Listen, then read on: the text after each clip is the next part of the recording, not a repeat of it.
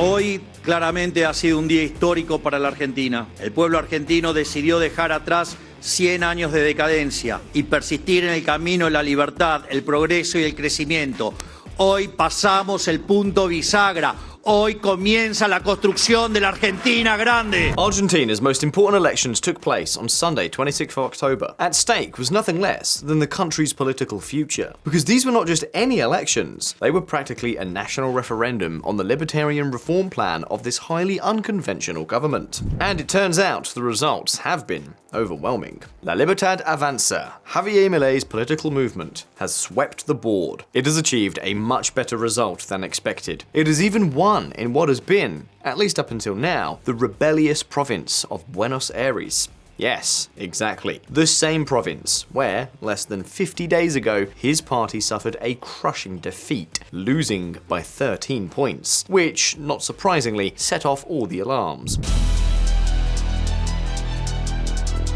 In fact, the last few weeks have not exactly been easy for this government. The bad news came thick and fast, to the point that the Trump administration had to come to its rescue, while one of the libertarian government's major partners had to step aside, basically due to direct links to drug trafficking. Milei did not seem to be at his best. He didn't seem to be in good shape for these midterm elections at all. But, in the end, well, there it is. A spectacular, unquestionable, unbeatable result. Este resultado no es más ni menos que la confirmación del mandato que asumimos en el 2023. Hoy, el país entero, de la Quiaca a Ushuaia, confirmó su vocación de cambiar de forma irreversible el destino de la patria. Durante los próximos 2 años tenemos que afianzar el camino reformista que emprendimos para dar vuelta de una vez y para siempre en la historia argentina. Ahora estamos enfocados en llevar a cabo las reformas que la Argentina necesita para consolidar el crecimiento y el despegue definitivo de la Argentina para hacer grande a la Argentina nuevamente. With these elections, Argentines have made one thing very clear. They want to remain steadfast and move forward quickly with the libertarian plan. And now, Milei will be able to do so with more force than ever, because now he has what he needed so badly: a broad parliamentary force with 80 deputies and 18 senators, and above all, clear and unequivocal support from the Argentine people. With more than 9 million votes, La Libertad Avanza has beaten the Peronists by 9 points. Brutal. Now, Argentine stocks are soaring. Markets are calming down. Debt prices are cooling off, the peso is skyrocketing, and everything seems rosy again. Or perhaps that should be violet, the colour of this president's movement. But now, what exactly were the key factors to this victory? Why did Milei appear so shaken and uncertain going into the elections? Has the storm finally passed? Today we're going to give you all the details you need to really understand what is happening in Argentina and how far this new adventure can go. Are you ready? Well, grab some popcorn, because we're headed to the land of tango. A place where there are no half measures, where melodrama is always just one step away from euphoria. Listen up. There's one thing we must be very clear about. These elections were not just any elections. They were a crucial test whose outcome would completely determine the political and economic future of the country. As I said before, they were basically a referendum on the new Argentina that Milei is setting in motion. And the result has been shocking, impressive, unquestionable. La Libertad Avanza has swept the board with almost 41% of the votes, a result far superior to any of the scenarios that were being considered. Because it turns out, victory was not even taken for granted. At times, even the polls and bookmakers placed the Peronists ahead. At best, they predicted a close tie. It seemed incredible, but at times, Kirchnerism seemed to be back. But clearly, the vote rules. And in the end, Argentines have made it very clear, not a single step back.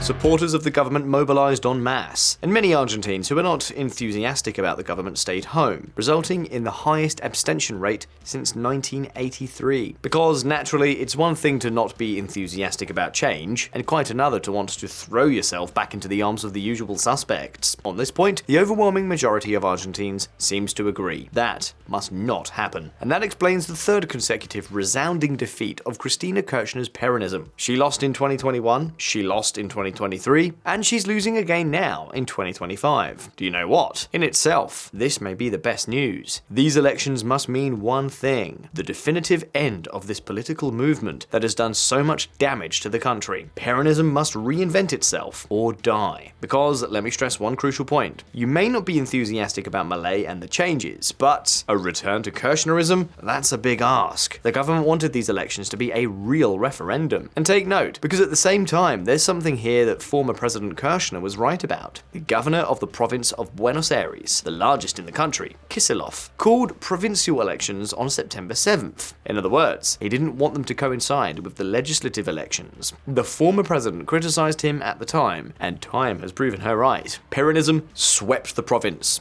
because no one saw any danger at the national level, and because, on top of that, the Peronists managed to mobilize local forces in their last great stronghold, who are directly fighting for their positions. These forces have nothing at stake in the legislative elections, so they don't put in a lot of effort. And to top it all off, many Argentines saw directly what was at stake and acted accordingly. I insist, it's now clear that there's a majority sentiment, as Patricia Bullrich, senatorial candidate and Minister of Security, who swept the capital, the city of Buenos Aires, has said the important thing is not to go back. Gracias por la confianza, por el coraje, por la esperanza. Gracias al presidente MILEI. Muchísimas gracias. Los porteños hicieron posible que el país consolide ideas de cambio y la libertad contra el kirchnerismo. Lo importante es no volver atrás, no volvamos atrás. We can almost say that at this point there are no excuses.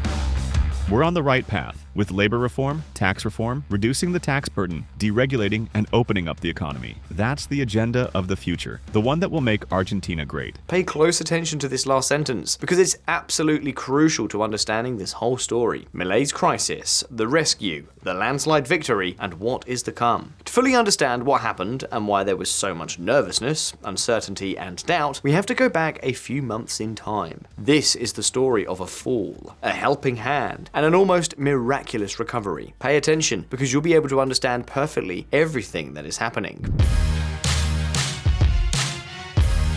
Stumbles and leaps. On the evening of October 6th, Javier Milei launched his new book, The Construction of a Miracle, with a rock concert in Buenos Aires in front of an audience of about 15,000. There, Milei once again spoke of the forces of heaven. Specifically, he said, "I want to thank the forces of heaven, because victory in battle does not depend on the number of soldiers, but on the forces that come from heaven." Of course, this time, those forces were going to come from a much less heavenly place. At the same time that Milei was celebrating his rock concert, the Minister of Economy, Luis Caputo, was in Washington asking for and negotiating a bailout from the US Treasury. Argentina was on the ropes, one step away from default once again, with everything threatening to come crashing down. But this time, the prayers worked. Trump and his Treasury Secretary Scott Bessent launched a $20 billion bailout to prop up the Argentine peso. And not only that, they also agreed to mobilize another $20 billion so that the main financial institutions in the US would support Milei's government debt. In total, a bailout of some $40 billion to prevent Argentina from collapsing and taking down the libertarian leader's entire political program and reforms. The support has been phenomenal. Uncle Sam has been clear. They will help Milei avoid disaster, which, of course, has been crucial in the elections. Voting for Libertad Avanza meant not only supporting the reforms, but also not jeopardizing a bailout that has prevented Argentina from stumbling again. But what on earth happened? Why did they even need a bailout? Aren't things supposed to be getting better? Well, yes. But there's a problem. Argentina was a patient in a very delicate state. Clearly, to understand this story better, we have to go back a few months, to almost the beginning of his term. You see, as you all know, Milei has implemented a lot of reforms. Among them, the famous chainsaw and the famous blender, which have wiped out the public deficit. But above all, he's been known for tackling inflation. How did he do it? By eliminating the public deficit, and also by seeking an exchange rate with the dollar that was not too low. A higher exchange rate makes international prices cheaper, which reduces inflation. So far, so good. The plan was a success. In a few months, Milei eliminated the public deficit and managed to reduce inflation from 200 189% to just over 30%. A real milestone for Argentina. Of course, that's not the entire story. Keep these measures in mind, because we'll come back to them later. You'll see that they are crucial to everything that has happened. The fact is that rampant optimism and inflation control sparked financial euphoria. Suddenly, it was feasible to start lending left and right. And with the positive prospects, it was beginning to be the right time to invest, buy, and set up businesses. The result? Private credit skyrocketed. Banks began to hand out loans at record speed. And incidentally, dollar-denominated loans grew especially fast. The fact is that all this, not surprisingly, fueled general confidence and economic growth, and enabled millions of people to overcome poverty. This is what is technically known as expansionary austerity. But remember what we said about the exchange rate. MILEI wanted it to be as high as possible to curb inflation without having too much of an impact on the Argentine way of life. The problem? It has two consequences. On the one hand, it damages the margins of export industries, and on the other, it favors imports. A double effect with the same result. The exchange rate is punished. That's why the central bank has been intervening repeatedly to support the peso, at the cost of sacrificing many reserves. In fact, in a few months, they ate up the last of the IMF's support. Does this make sense? Yes, if you expect investment, economic growth, and the arrival of capital to stabilize the situation. And this is where the problem lies. After a very successful first 18 months, MILEI began to clash with everyone. He started to lose allies, which caused some reforms to get bogged down in Congress. The opposition began to demand more spending. Scandals began to emerge. The government's popularity began to erode. And to make matters worse, the international economy began to falter. So what happened then? Well, mistrust began to rise, and the Argentine economy began to slow down. The overvalued exchange rate, austerity, wage increases below inflation, it all began to weigh too heavily. Despite everything, priority objective remained inflation, and there was no let-up, particularly because the dollar had had a very bad year compared to other currencies around the world. So in July, the central bank made a decision to raise short-term interest rates and bank reserve requirements to maintain the strength of the peso. The problem was that this made things more difficult for businesses just as the economy was already slowing down. So what happened? Well, exactly what you'd expect. The economy slowed down even more until it began to contract. Then came September. The audio recordings of his sister Karina, the elections in the province of Buenos Aires, the resounding Peronist victory, a few setbacks for the government in Congress, and the contraction. The result of this terrible cocktail? Investors, markets, business people, everyone started to get nervous. And what do you do in these countries when you get nervous? You get rid of your pesos and exchange them for dollars as quickly as possible. The problem, of course, is that this put even more pressure on the peso. Look at its evolution in recent months. More and more pesos were needed to buy a dollar. In other words, it was depreciating at full speed, which is exactly what MILEI didn't want. And this was due not only to inflation, but also due to all the country's external debt commitments. A more expensive dollar against the peso would make it very difficult to pay off that external debt. And then, let's not forget, a more stable peso can also play a key role in attracting investment. It's a sign of stability and exchange rate security. So the central bank had to intervene on a massive scale to support the Argentine currency and prevent its depreciation, and with it, a spike in inflation. And how does a central bank intervene in such cases? By selling dollars and buying the local currency. If the trend doesn't change, this can lead to a shortage of dollar reserves to meet international commitments. In other words, if you fail to correct the situation, you may end up in default. That is exactly what happened in Argentina. The situation was not corrected. Fears were not allayed, and the central bank began to run out of dollars to back the peso. In other words, they would have to let it fall. The problem is that this could cause inflation to spike, and that would happen just before the elections, which would give Peronism a huge advantage. The results? More fear in the markets, and a return to this vicious cycle. More fear, more peso liquidation, more capital flight, fewer dollar reserves, and so on and so forth. The situation got so bad that the interbank interest rate in the country rose sharply to 165% in October. Banks no longer trusted anything, which dried up liquidity, and the central bank couldn't intervene either, because printing pesos would have further weakened the currency. It was a vicious spiral. Instead of make Argentina great again, people started talking about MADA, or make Argentina default again. Look at the sentiment just a few weeks ago. There is so much pessimism that the currency crisis can only be resolved by devaluation, a return to exchange controls, or an election result acceptable to the government, not much below 35%. Well, in the end, the election result exceeded 40%. But the thing is, just when things were getting ugly, really ugly, that's when the bailout came. And not just because of the money itself, but because of the message it sent. Don't worry, we will support the changes in Argentina so that the country doesn't derail. Do you understand now how important this operation has been? If it hadn't been for Uncle Sam, there would have been a good chance that MILEI would have gone into the elections in the midst of a terrible currency crisis. And then, yes, the result would have surely been very different. Peronists attacked colonialism and the use of many national resources as collateral for this agreement. They are colonizing us. Imperialism wants to take over Argentina. We must rebel against financial and monetary occupation. But of course, in the end, Argentines understood that without the bailout, things would become much worse. Now, is the storm definitely over? In the short term, surely yes. After the election results, everything has turned around. The peso has rebounded, stocks are soaring, more capital will probably start flowing into the country, and so on and so forth. But clearly, it's still too early to celebrate. Argentines have $90 billion in peso-denominated deposits that could flee to the US dollar at any moment. The country's companies have more than $40 billion in outstanding dividends abroad, and the external debt is almost $140 billion. In other words, if confidence is lost, the US bailout will be peanuts. That's why it's so important to move quickly with reforms and get Argentina's economic engine running. MILEI knows it, Puto knows it, and that should give us some clues about the future. Stay tuned.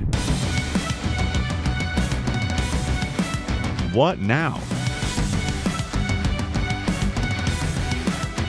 In 1995, Carlos Menem was re-elected, despite all the adjustments he had made and the scandals that were emerging. However, just 1 month later, the unemployment rate came out much worse than expected, and public perception took a turn. This teaches us a valuable lesson. We must push through reforms and shore up economic growth against all odds. Now the Libertarian government is in a much better position to do so. It has the parliamentary clout it didn't have before, and will be able to push through tax reform, labour reform, and everything else it touches. But of course, if the last few months have made one thing very clear, it's that unnecessary conflicts must be avoided, because it's not enough to simply pilot a reform. If you don't generate a broad consensus, things can quickly turn around. In the last 2 months, MILEI's entire plan has been on the verge of falling apart. The other good news from the election results? Last night, MILEI spoke of seeking legislative agreements. Put another way, the time has come to put the outbursts and gratuitous insults aside. They could be very costly, not only to the government, but to all Argentinians. And in the same way, it would be good if they did some cleaning up. Lately there have been a lot of scandals. Too many. This time they dodged the bullet thanks to the US bailout. But what about next time? Better not play with fire. In any case, the good news is that this election result consolidates the reform plan, which is great, and it will boost market confidence. Good. It will force Peronism to really reflect. Good. And all of this is great news for Argentina. Reforms are not easy. Overcoming a failed economic or institutional model is not something that can be achieved overnight, but this is the way forward. Let's hope that MILEI, who has set this whole train in motion, takes note and doesn't mess it up. And now that we've come this far, the questions are, what conclusions do you draw from these elections? What do you think will happen in Argentina in the coming months? Is this the end of Peronism? Leave your thoughts in the comments and let's fire up the debate. But for now, if you found this video interesting, don't forget to give it a like and subscribe to the channel if you haven't already. Take care, I'll see you soon.